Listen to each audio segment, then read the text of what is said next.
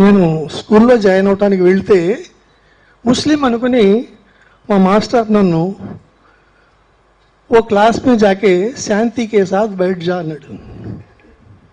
Class में जाके शांति के साथ बैठ जा అన్నాడు.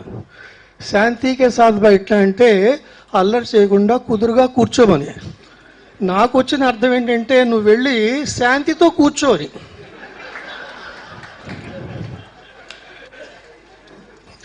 ఎరక్కపోయి క్లాసులోకి వెళ్ళి ఇక్కడ శాంతి ఎవరు అని అడిగాను.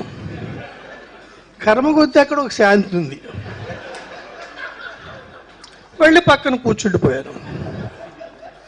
ఒక్క కేక ఎంత గట్టిగా వేసిందంటే అంత చిన్న వయసులో ఆవిడ శీలాన్ని నేను ఏదో చేసినంత పెద్ద కేక వేసింది. తర్వాత ఆ స్కూల్లో నేను ఉన్నంతకాలం నా జీవితంలో శాంతి లేకుండా చేసేసింది.